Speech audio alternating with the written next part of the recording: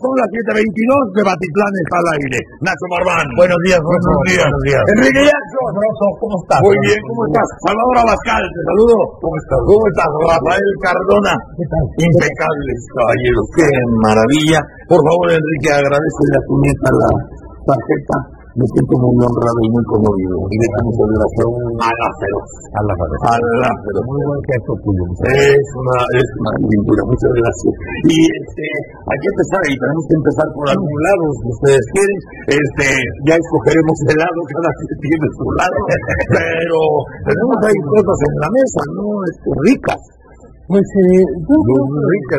Las cosas van ocurriendo a una velocidad tal que lo que ayer por la tarde habíamos convenido casi en consenso que trataríamos ahora, a mí me parece por lo menos que queda rebasado, si no como asunto único, sí como primer asunto que deberíamos analizar y sobre el cual deberíamos tratar de interpretar las cosas, es esta insólita captura de 3 generales del ejército mexicano, aparentemente, porque la información es muy vaga y muy imprecisa, lo cual ya es en sí mismo otro elemento bajo consideración analítica, de que un testigo protegido dijo que había oído que alguien hablaba con gente posiblemente relacionada con los cárteles de la droga. Y en ese sentido, a mí me parece que estamos viendo una vez más 2 figuras jurídico-políticas que a mí me parecen realmente preocupantes en el México. Una, el servicio indiscriminado de testigos protegidos, que no son más que delincuentes y soplones, en el mejor de los casos, y a veces hasta inventores. Y la otra, esta figura verdaderamente odiosa o de oprobio, que es el arraigo, que va en contra de toda la estructura tradicional de la Constitución mexicana, en donde el Estado se reserva todas las ventajas para inculpar e incriminar a alguien, y si no lo puedo hacer en el lapso famoso de las 72 horas, pues te arraigo 72 días, y si me equivoco, pues te vuelvo a atorar y te vuelvo a atorar hasta que pueda yo encontrar una razón real para una consignación. Pero se trata, mira, sobre todo en el caso del general Ángeles, a mí me llama mucho la atención una cosa, y lo comentaba yo con Salvador Abascal antes de empezar. Si este hombre llegara a ser culpable de lo que se le imputa, o de la sospecha por la cual se le detiene, habíamos llegado a un caso verdaderamente dramático en las Fuerzas Armadas. No porque se trate de un general, sino porque se trata de un hombre que dirigió el Colegio Militar, con todo lo que el Colegio Militar tiene de significativo y de simbólico en la historia de este país. Yo ni soy juez, ni soy investigador, ni agente del Ministerio Público, pero lo que sí puedo decir personalmente es que conozco al general Ángeles, y lo que he visto de él no me permite suponer que las acusaciones hasta ahora no precisadas tengan algún fundamento. Pero esa es la opinión de una persona a la cual conozco. Pero aquí hay una cuestión. Tú tienes todo el derecho de decir, bueno, yo conozco al caballero y me parece que yo no me imaginaría jamás que estuviera metido en algo así, y eso pues, es muy loable. Bueno, pero aquí lo preocupante es que, bueno, sí, tú puedes tener esa percepción. A mí lo que me preocupa, y no son ustedes, que es la incertidumbre, porque dices, bueno, se van sobre 3 generales, ¿no? Ayer cayó el tercero, y entonces dices, si hubiera este ambiente de certidumbre jurídica, dices, caray, que se habrán encontrado por ahí. Si hubiera esta profusión de malos elementos en la cúpula de la CNC, entonces quiere decir que hemos vivido los últimos 5 años en manos de quién.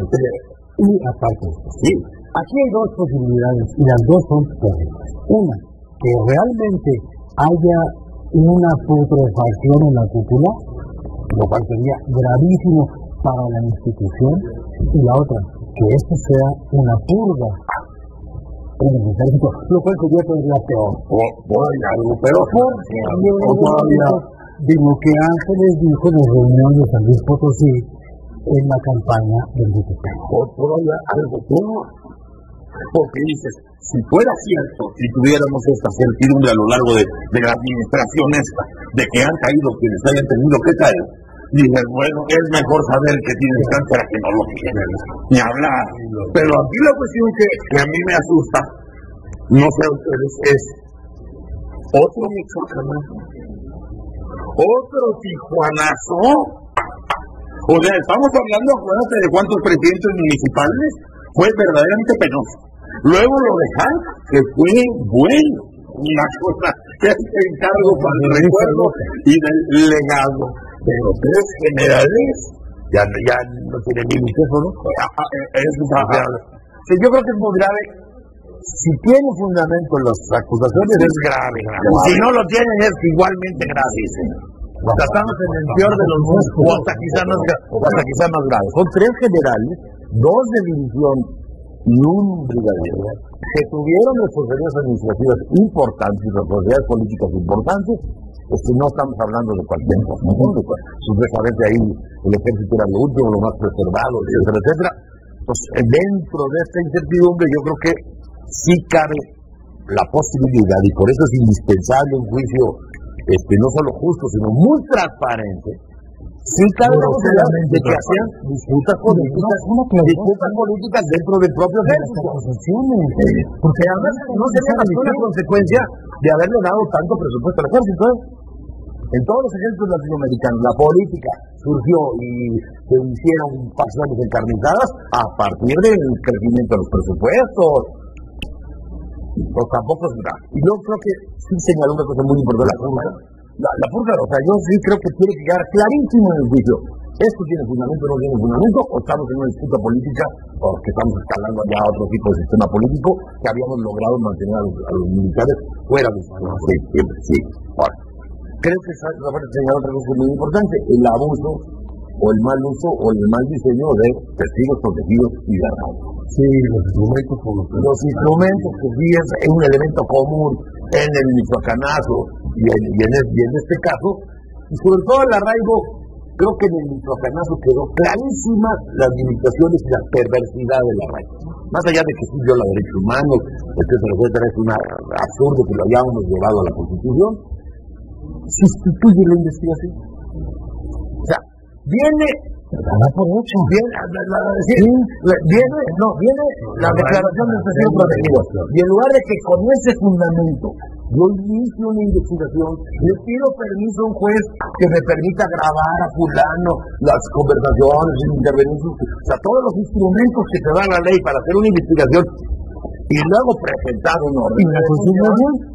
No encierro. Y entonces incluso sale al revés, porque durante esta parte del encierro, el general también va a conseguir elementos que prueben su inocencia, elementos, digamos, que no va a estar mucho más complicado que le demuestren que es culpable, pero entonces lo que debe. Pero entonces, Enrique, ¿a favor de quién juega este vicio? Porque por un lado dices, bueno, en las 72 horas no pude, pero tengo 30 para investigar. Fíjate nada más. Hasta 90 días. Esa es la gravedad. Pero también funciona para el otro. Entonces, ¿por qué esta perversión? O sea, a partir de que llegamos y se vota esta perversión para que aplique. Todo pareciera que a partir de evidencias menores y que además hasta hoy muy poco conocidas, que es parte de lo que se ha dicho allá aquí, es que hay tres generales que lo que implica una gran, yo diría que zozobra y preocupación a nivel nacional de no saber por qué están detenidos, de qué se trata, de qué están acusados. Entiendo que es parte de la secrecía de la averiguación, pero me parece que lo menos que podemos esperar todos es decir, están detenidos porque van sujetos a un proceso judicial de los agarró por esto. Porque dijo Jennifer. Y ahora, ahora había una presunta implicación con los cárteles porque lo dijo. Alguien dice que escuchó que decía. Me parece que aquí también se conjugan otros elementos que valdría la pena mencionar en la mesa, profesor. Primero, me parece que es claro para todos, aquí lo hemos hablado, está en el ámbito, en el ambiente nacional. El ejército ha sido dañado, lastimado como institución en su prestigio, en su aprecio popular, en su calificación de parte de los ciudadanos, por estar involucrado en la lucha contra el crimen. Los pusimos, lo mandamos a que se... No los pusimos. Lo ordenaron. Les pusimos alguien que o sea, sabemos que tienes un alma noble. No, la institucionalidad. Como país, como Estado. Sí, pero que ahorita te sonaste a solidaridad. No. Se expuso al ejército, y lo sometimos a una situación donde el resultado es que ha perdido prestigio, está cuestionado y ya ha disminuido, mermado su aprecio, su respaldo popular. Me parece que la hora hacernos sentir a todos que además de este prestigio que le hemos provocado al ejército, esa disminución en el aprecio popular, también ahora resulta que lo estamos señalando como algunos mandos de alta jerarquía como cómplices de los malosos, por así que de los malandros del crimen organizado. El doble efecto me parece que es en todos sentidos perjudicial para el país, no solamente para el ejército, si no tuviera fundamento. Y hay intenciones que, claro, no tuviera fundamento. Cuidado más primero. Algo que yo me preguntaría, que nos preguntemos, ¿cuál será el ánimo de los oficiales y de los demás mandos del ejército que están dando la batalla con 50, 60,000 elementos del ejército, de la marina, de las fuerzas armadas que andan combatiendo al crimen? En algunos casos han sustituido a las policías, en otros están patrullando, vigilando, y ahora resulta que sus grandes figuras están siendo detenidos por lo que se sabe hasta ahora en base a dichos de testigos protegidos. Ese es el destino que les espera a los altos mandos y a los oficiales del ejército mexicano, que deben de estar todos como ahí indiferentes. Yo creo que no hay. Un clima de... Ahí está tocando un punto de sensibilidad gruesísimo, porque mira, Salvador, lo que dice Enrique. Dice, están yéndose sobre tres generales. Dice, si hay pruebas, porque dice, bueno, tiene que haber corrupción en el ejército, sí, debe haber. Si le prueban los asuntos, bueno, se achirona si se los logran probar. Pero aquí el asunto, la reacción de la cúpula del ejército, porque pueden estar mermados, porque se les aventó sin un marco jurídico que de la claridad certidumbre otra vez, pero nadie puede negar que se han estado yendo a partir blanca. Eso es una de las cosas. La cúpula del ejército, en este caso, en estos tres casos, no puede decir, a ver. ¿Nos van a revisar a nosotros? Primero? No hay gobernadores que andan facilitando las cosas, no hay procuradores, no está la clase política o un buen de la clase política permitiendo que las cosas sucedan, o por lo menos dejando pasar, o por lo menos no viendo, y nosotros ahora vamos a pagar el 3 en 3, o es guerra dentro de la cúpula, o es guerra dentro de la cúpula. Más bien parece eso, una junta de cuerdas, más bien parece por último por todas las indicios, ¿no? Porque resulta que si fuera una guerra contra el ejército, algo que lastimara realmente a la cúpula, sin que hubiese ningún fundamento, seguramente los generales, que son muchos, la cúpula se aglutinaría y diría, no, perdóname, gobierno, procuraduría, estás lastimando, lo dijo el general González de Tancud, sí, se está lastimando al ejército, dice, está deteriorando la imagen del ejército, no necesariamente por lo que dijo Enrique, porque dice que es porque nos mandamos a la lucha, Esto simplemente es un desgaste natural, que se tengan que enfrentar a los delincuentes, porque las policías no sirvieron y no sirven en este país. Y se tuvo que usar del ejército y de la marina para atacar, para defender a los ciudadanos, para dar la batalla. Bueno, pues entonces, eso es un desgaste natural, que haya habido daños colaterales y todo eso.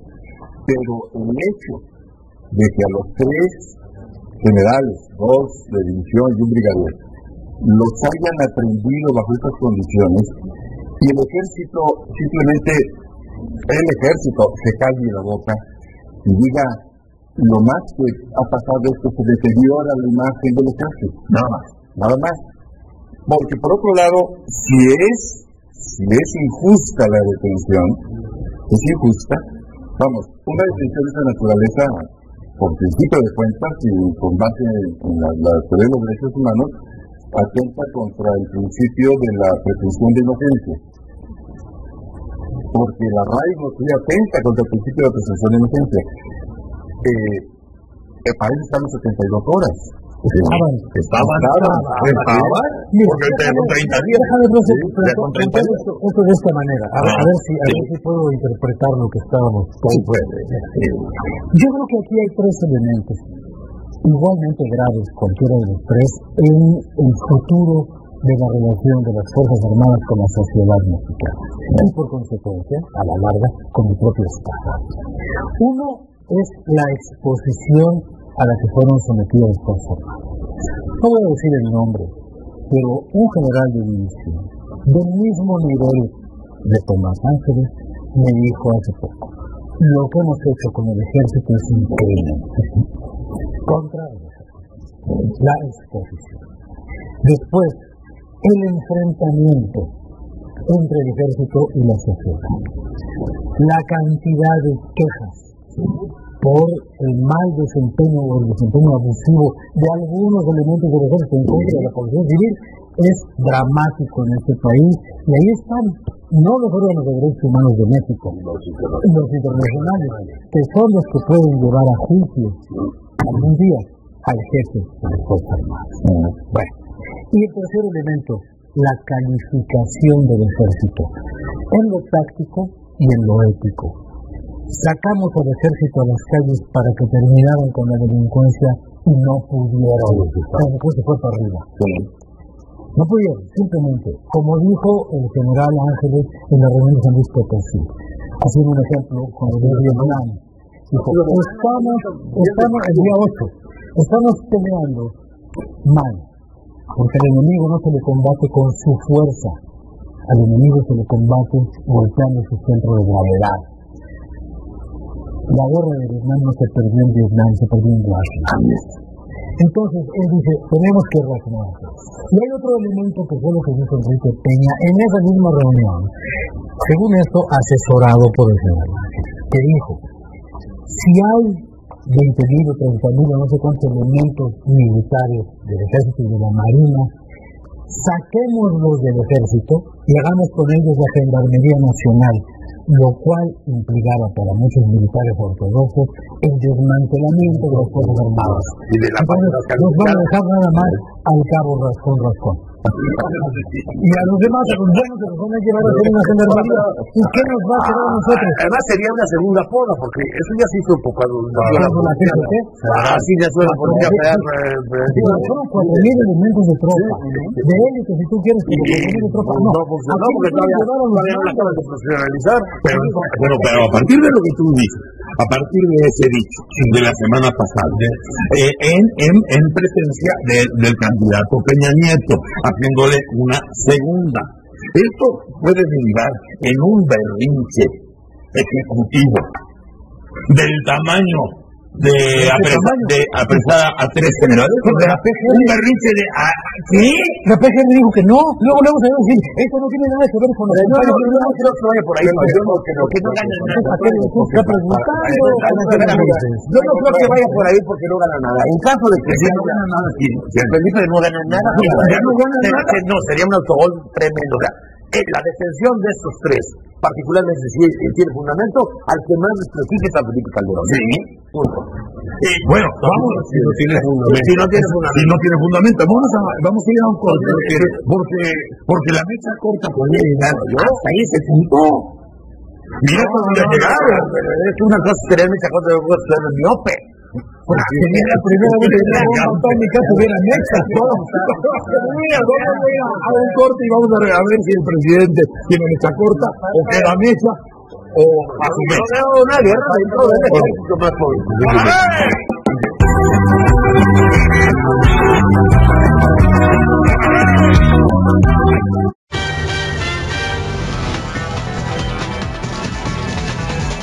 Entre el dolor y el alivio, la respuesta rápida es Aliviax. En la ciudad hay cosas que enfadan, que preocupan.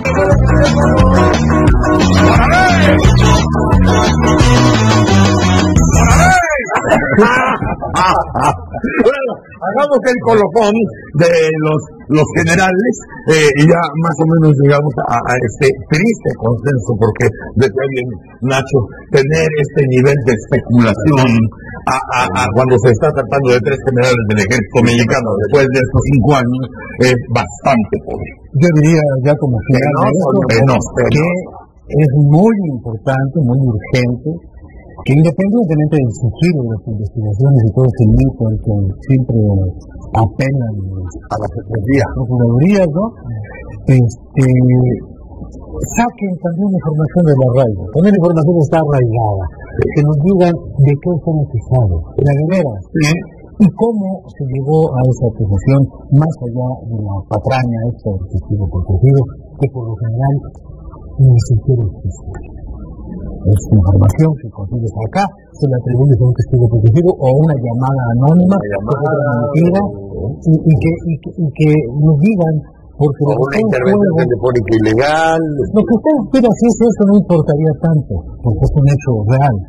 Pero las especulaciones y las suposiciones y las acusaciones dolosas no se está jugando con una institución de menor importancia. No. Entonces, ¿qué nos demuestran que no se está? No.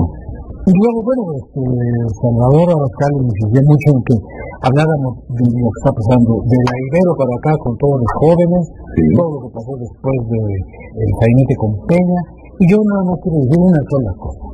Estoy de acuerdo con todo lo que los jóvenes están haciendo y todo lo que hicieron en la Ibero. Absolutamente de acuerdo, excepto con un par de ellos que sacaron unos carteles absolutamente imbéciles diciendo te odio. No se puede proclamar el odio en un país que tiene 50.000 cadáveres en el suelo. Y no puede ser. Y no será que haya un cartel que tenga un te odio después de 50.000 muertos y 10.000 desaparecidos. Que no pongan al que tiene la culpa de los 50.000 muertos y no a entonces tú dices que el cartel está mal dirigido, ¿eso es lo que a ti te molesta? Me parece que el cartel está mal hecho, porque no se puede llegar acá y decir a quién odias o quién no odias. Ni contra nadie. Contra nadie. Ni contra el responsable ni contra nadie. De preferencia contra nadie, pero si vas a ser contra alguien, contra quien te haya hecho algo para merecer el odio. Ahora, porque estamos hablando de un asunto profundo. El odio es una cosa que no la podemos andar jugueteando, porque por el odio este país está como está.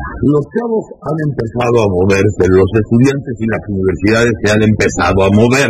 Eso a mí me emociona. Puede ser, sí es cierto, que se caigan en excesos o incluso algunos en timideces. Unos nacen y otros se van haciendo.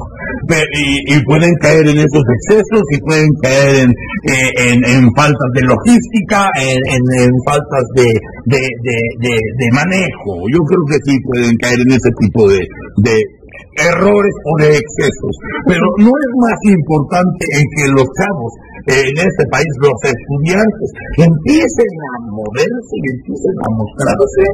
Mira, siempre será importante la participación política, pero la participación política no se puede caer en la rabieta y el tomatazo gratuito. Hasta ahí digo yo. Si quieren participar políticamente, pues ahí tienes toda la capacidad de organización que te ofrece el mundo universitario, pues organícense, hagan política, que para eso están, porque esta indignación que termina en la colonia Condesa A mí me parece que la deberían tener más los pobres y los niños que tienen ese discurso de Díaz Ordaz, ustedes eran privilegiados, los trabajadores son. Ese era el discurso de Díaz Ordaz, agua. Yo hablo de jóvenes, ¿no? Agua, sí, pero también platicábamos en el corte que los movimientos que se generan socialmente a lo largo de la historia vienen de la parte más, vamos a decir, ilustrada de la sociedad, porque ya dijo alguien que si del pueblo vinieran las revoluciones en este país serían diarias. Todos los días. Yo estoy de acuerdo que te asusta que se muevan los estudiantes. Yo creo que el rector Carlos lo dijo perfecto. Dijo mejor la protesta que la desesperanza. Los dos que no hay mucho que añadir ahí. Ahora, el odio, concedo con Rafael de que puede ser un término correcto, pero tampoco, digamos, para alguien que estuvo en la Federal de Echeverría como yo, la verdad, poner un cartón. No, pero conozco perfectamente bien a Federal. Y es hermano de un subsecretario de Felipe, ¿En serio? Ahora sí que no, hombre. Alfonso. ¿Qué ha prescribió? Alfonso. ¿Cómo se llama el de salud? Mauricio. De salud, Buen nombre, ahorita me acuerdo. No, el de salud es el subsecretario. El subsecretario es Mauricio. Ahorita me acuerdo el nombre. Pero Alfonso, que era el mejor estudiante de matemáticas, Echeverría lo corrió del país y afortunadamente el rector Soberón le consiguió una beca en Oxford y allá terminó la escuela. Un cartelito de odio, por favor, no está pasando nada. Yo prefiero lo más importante del Neidero, sí, bueno, pero fue lo de Atenco. Sí, ¿por qué? Porque la confesión de Peña de que él es el responsable es muy importantísima. Si Atenco no tuvo que ver con lo del aeropuerto, lo de Atenco fue cuando el conflicto en Texcoco por unos ambulantes, al día siguiente la policía reprime, digamos, mete el orden, pero no estaba acusado del uso de la fuerza, estaba acusado del abuso de la fuerza y de la obstrucción de la justicia, porque al día siguiente no solo se hicieron una manifestación, sino que la Policía del Estado de México y la Policía Federal Preventiva se fueron a las casas, sacaron a la gente, secuestraron gente, la subieron a una camioneta, la voltearon, la madrearon al perro y a una pobre niña, digamos, abusaron de ella sexualmente y luego le metieron mano a los jueces para meterle 140 años de cárcel a Ignacio del Valle. Y toda su argumentación, porque Peña estaba así cuando el asunto llegó a la corte, toda su argumentación es que no era responsable. Toda su argumentación es, no, fueron los bancos secundarios, etcétera, etcétera. Todo así que a confesión de parte relevo de prueba. Y se hizo responsable. Y se hizo responsable. No el evento de la idea. Pero lo mejor es que alguien lo había preguntando. Y cagó un cartel y dijo, por cierto, ya igual vamos. Y bolas de sarta completo. Como dijo el padre Angul. Bueno, ¿y por qué Neidero? Porque quiso la ponencia. El que hizo la ponencia que sí lo hacía responsable en la corte era don Jesús Rubino Peñagallo, en paz descanse, maestro de nivel. Y luego por ahí Peña fue, cabildió, consiguió los votos de los maestros para que no lo responsabilizaran a él ni a Medina Mora y responsabilizaran a los maestros secundarios. Sin entrar. Y que luego su Procuraduría no hiciera nada, incluso para fincar la responsabilidad que sí está claramente como en todos los casos en donde ha estado involucrado Peña Nieto. A ver, de su tío, el Montiel, pues, es exculpado por la Procuraduría del Estado de México. Entramos ya al capítulo de propaganda política. Sí, pero el hecho de los universitarios, porque aquí podemos llegar hasta Vicente Fox y también podemos llegar a la compra de terrenos en el Estado de México, ahí por Atenco. Por ahí se fue el baboso de Cuadri. Es que esto tiene con otra cosa. Con otra cosa. Mira, hasta ignorante resultó Cuadri. Grosso. Creo que más que el odio, o sea, estoy totalmente de acuerdo con lo que dice Rafael. No hay que fomentar el odio y tampoco la pedrada. Ni la pedrada ni el odio.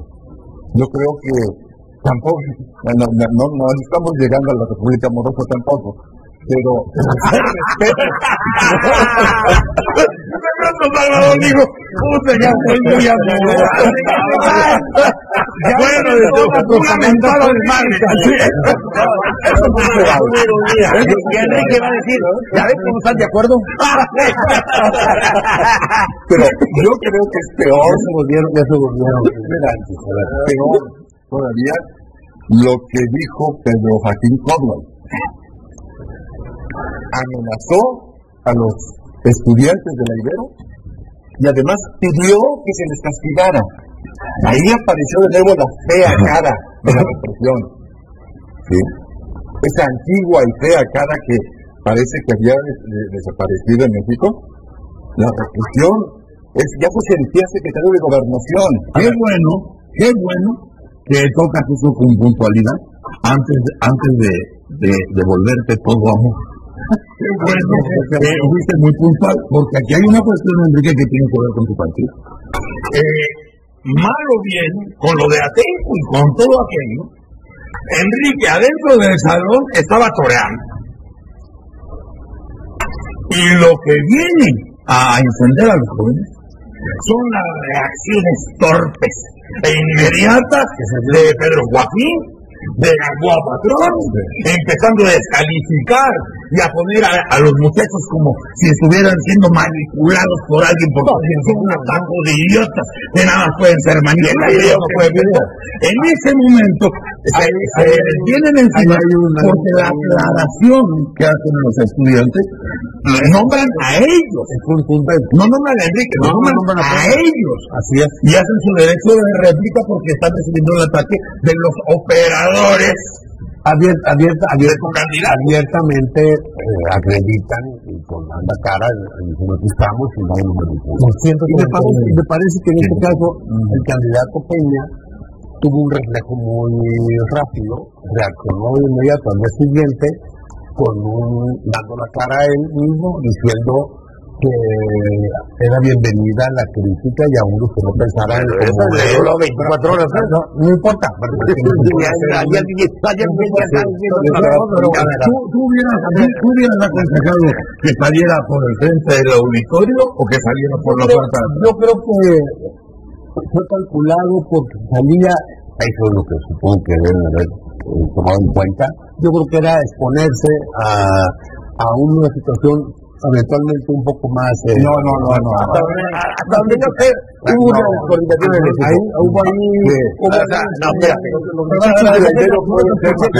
Iban a ir al radio, acordaron no ir. Y luego le dieron que no ir al radio, hombre, para hacer propaganda a favor de sus candidatos que andan peleados en tercer lugar. Pues yo acepto las críticas contra Peña. A ver, y acepto que Peña dé la cara y que defienda y sostenga sus puntos de vista y corrija. Me parece que no le podemos escatimar que corrija cuando se da cuenta que parte de su equipo o seguidores de él indebidamente señalan a los jóvenes como manipulables. Él inmediatamente corrige y dice yo acepto que no todos van a pensar y piensan como yo, los respeto, bienvenidos, y me parece que el movimiento de los jóvenes, estas alianzas que están dando ahora de varias universidades y que va a crecer, me parece que va más allá de las candidaturas, va más allá de un incidente como el de la Ibero. Me parece que hay elementos más que suficientes para que haya protestas, que haya marchas, que haya manifestaciones, que haya inconformidad, que haya retos, que haya reclamos, que haya cuestionamientos por la violencia, por la incapacidad de los gobiernos de dar seguridad, por la pobreza y la miseria que hay, por la corrupción, por la falta de representación de la gente también, que no se siente atendido. El tiempo se nos va. Yo les pregunto, simplemente es una buena señal que los candidatos, cualquiera de ellos, ya la piense 2 o 3 veces para que salgan a la universidad. Absolutamente, claro. Deben de ir, porque lo que dice es el problema de los candidatos, no de las universidades. Deben de ir, las universidades son siempre así. No, así son las universidades, son lo que tenemos la certeza que había que dar, o que lo que había que lograr, es que efectivamente se conviertan, además de un espacio de manifestación, de expresión, de cuestionamiento, de reclamos, también sea un espacio de debate de ideas. Me parece que eso es una... Sí, pero mira, lo que dice en esa parte, lo que acaba de decir Enrique, que la protesta, que por la pobreza, que por la violencia, que por qué, no estaba dirigida al presidente. El presidente en ningún momento fue mencionado por los jóvenes. Dijeron, no, la Ibero no te quiere. Y fue un movimiento anti-PRI. No fue un movimiento anti-PAN ni anti-gobierno. Fue un movimiento. Y estos jóvenes que están juntando, también está creciendo un movimiento anti-PRI. Vamos. Mira, lo importante es si este movimiento, un fanático panista, si este movimiento, mojigato, persignado, lo importante, Enrique, mira, lo importante es ver si este movimiento de veras se conforma, se organiza, se genera y modifica el resultado electoral. Esa es la enorme importancia que puede llegar a tener. A ver si en los pocos días que quedan para las elecciones tenemos un quinto partido, el partido universitario, sin candidato, pero con capacidad de movilizar gente y de cambiar ideas. En el entorno ya está incidiendo. Vamos a ver. En el entorno electoral ya. Alfonso Hernández se llamaba el candidato. Alfonso Hernández fue el que le aventó la pedrada en la calva. Y al lado de Alfonso Hernández estaba Nacho Marván. A la jefa le dijo, no le atírale, güey. Atírale. Gracias, Nacho. Un placer compartir la mesa. Un placer. Salvador. Un placer. Un gusto. Rafa Cardona, un placer. La primera en la frente. Son las 8. Esto es El Mañanero. ¡Órale! Las 8:05.